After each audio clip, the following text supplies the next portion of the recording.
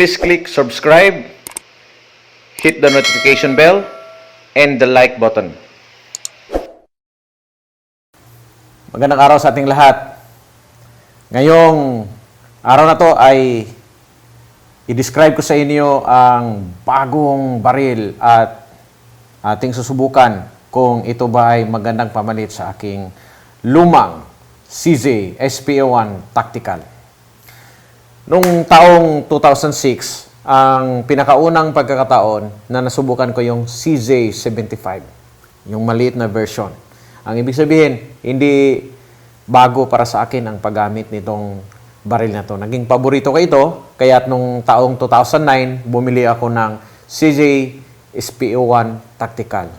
Maliban sa ginagamit ko to sa competition, ay ginagamit ko rin itong pang-carry, no? Kahit saan ako napunta ng mga assignments, lalo na nung ako ay battalion commander sa 33rd Infantry Makabayan Battalion, yun ang sokpit-sokpit ko kapag ako ay nakikipag-usap sa mga tigasin doon sa aking area of operations. Ibig sabihin, kung ang aking kaliwang kamay binibigay ko, sa pakikipag-usap, nakipagkamay ako, ang aking kanang kamay ay handang bumunot ng aking CZ SPO1 Tactical kung talagang kinakailangan.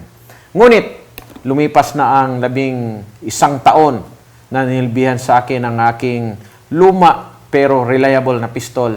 Panahon na siguro na dahan-dahan na itong magretiro.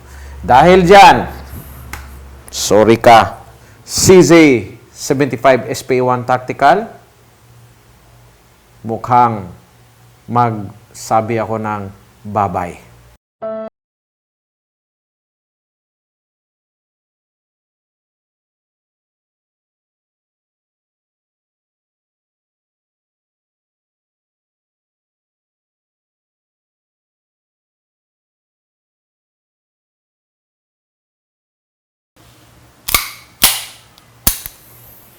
Okay?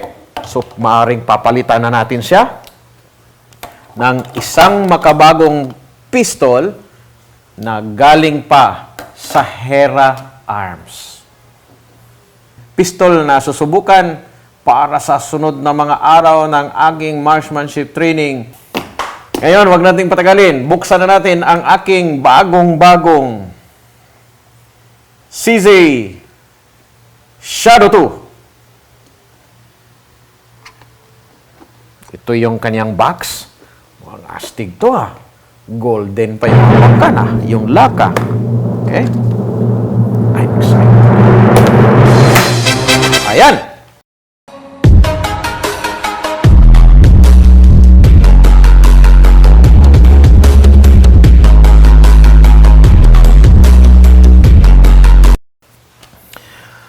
Wow! Ganda! Ang color niya blue and black. Black and blue. Kulay ng pangastig yan. Ngayon, nakikita natin may kasama siyang dalawang magazine. So, ang una natin gagawin, siguraduhin natin na safe ang ating paghandle ng pistol. Kaya, tanggalin natin ang magazine. Di ba natutunan natin sa basic rules of gun safety? Tanggal magazine. Okay? Maghanap ng makasalo ng bala, yun, makasalo yung karton, silip ang chamber, at click. Ayun. So, safe na ang ating baril ngayon. Nasa safe condition. So, dalawa na 17-rounder magazine ang kasama dito sa ating pistol. So, bago i-describe, halongkatin muna natin ano yung mga laman dito. So, meron siyang cleaning kit. Okay? Dalawa.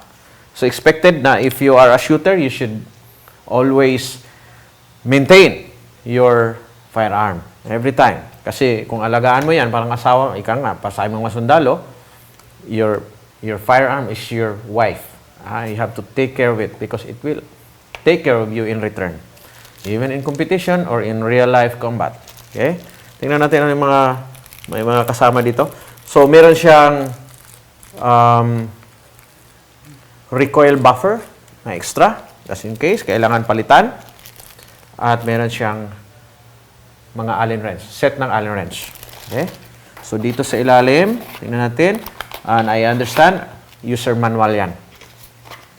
So, dito mo mabasa yung technical specifications at kung paano mo siya, kung ikaw ay makulit, tanggalin mo siya, field stripping, detailed stripping ang gagawin mo, andyan yung instruction. Okay? So, ating mamanggitin yung mga basic descriptions na nakapaloob din naman dito sa user manual. Alright? So, ang ating pistol, overall length niya, from dito hanggang dito ay 8.5 inches. Ang barrel niya is about 4.89 inches.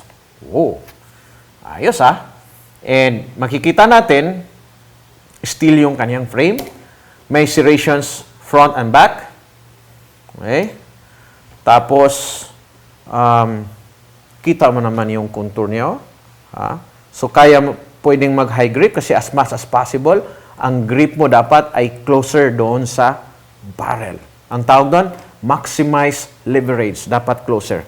So, kita mo, yung sa beaver tail niya, kaya mo siyang i-close yung hawak mo, yung grip mo, doon sa point na kung saan nag-meet yung slide, no?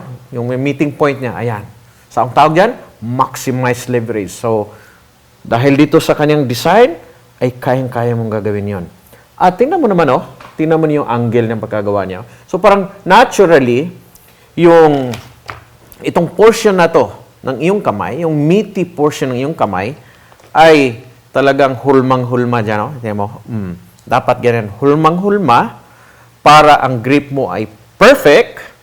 Dahil ang grip, matandaan natin sa basic pistol marksmanship, yan ang mag-control doon sa sight alignment.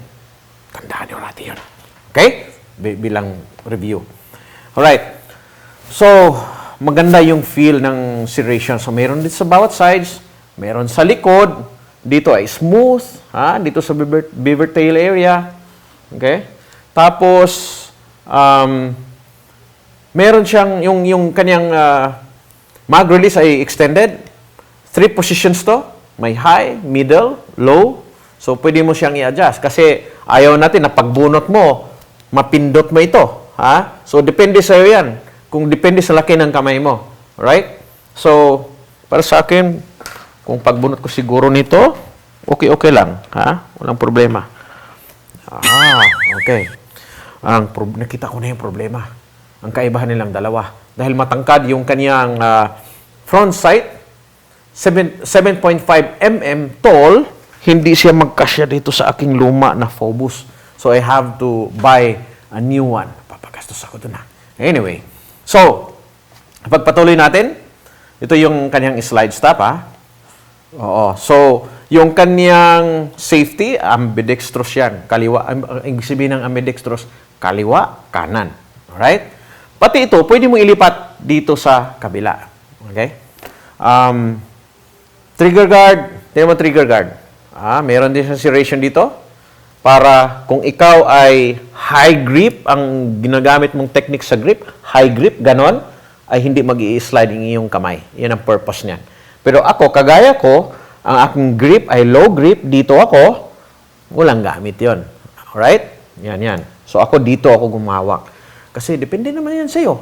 Kung, I don't care kung anong style mo ng paghawak. Basta tumatama ka sa target, yan importante, di ba? Consistent ang tama sa target. So, kung whatever technique you're using, it's up to you. Okay? Ayan. So, ganyan ako mag-grip. Tama, talagang, napakasarap. Hindi ko pa naiputok. Sa pakiramdam pa lang, I think I will love this pistol. Okay? So, meron din siyang, ito, serration sa harap. Kasi kung ganito ka, mag-load, or dito ka mag-load, hindi mag-slide. Kita mo, yung ating front sight ay naka-fiber optics, at saka ang rear sight natin, ang tawag nito, CHAJO. Ibig sabihin, click adjustable para sa elevation at saka sa windage. Dahil dati, hindi na-adjust, fix ito. Fix. Ang problema, kung fix, hindi mo na ma-adjust, ina-adjust mo na lang ang iyong aiming point. Okay? So, yan. So, dito, yung bagong sight system niya ay pwede mong ma-adjust pa right, left, up, down. Dito sa harap, makikita natin yung kaniyang rail para option mo kung gusto mong maglagay ng tactical lights. Yan ay kung ikaw ay isang law enforcement operator o nasa military ka at nakikipagbarilan ka sa gabi, kailangan mo yon. Pero for competition purposes, hindi mo kailangan to. At makita mo yung dust cover niya, mabigat. Ano ang purpose nun? Para pagpuputok tayo, hindi masyadong malakas yung muzzle climb. Yung sa recoil, hindi masyadong malakas. So, ma-prove natin yan once na ipuputok na natin. Ang ating trigger ay single action, double action. Ano bang ibig sabihin nun? Kapag sa IPSC shooting kasi, kapag production ka, kinakailangan double action sa first shot. Ibig sabihin, puputok ka na naka-down hammer, ganyan. Pwede mo siyang iputok na naka-down hammer. Ganito yun, no? So, kapag naka-double action, ang tigas, mahaba yan, no? Mahaba yan, around 10 pounds. Okay? Pero sanayan yan. Sanayan yan. Ngayon, kapag after ng first round, ang ibig sabihin, naka-open yan. Single action na yan. So, double action, single action. So, succeeding rounds ay magiging single action. Mas malambot. Which is about 3 pounds. So, pag-aaralan ko pa, para sa akin, kung mayroon pa ba akong galawin dito, ipag-gunsmith ko pa ba to? Or as is, no? Depende yan. Dahil itong aking isang pistol ay pinagawa ko to. Kay Metrillo. So ito, aralin ko pa. Pwede nang hindi pagawa? Depende. Kasi palagay ko, smooth naman siya. Ang mahirapan lang ako nito sa first time na iputok ko to, mahirapan ako nito dito sa double action. Pag iputok ko siya, pagbunot pa, from double action, kasi mahaba.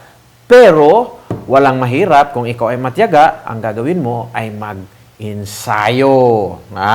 Mag-ensayo! Kung tatandaan niyo sa aking sinabi noon, 75% of the error is on trigger pressing. Nakagaya nito na I have a new pistol na ang kaniyang trigger ay double action, single action, I have to practice.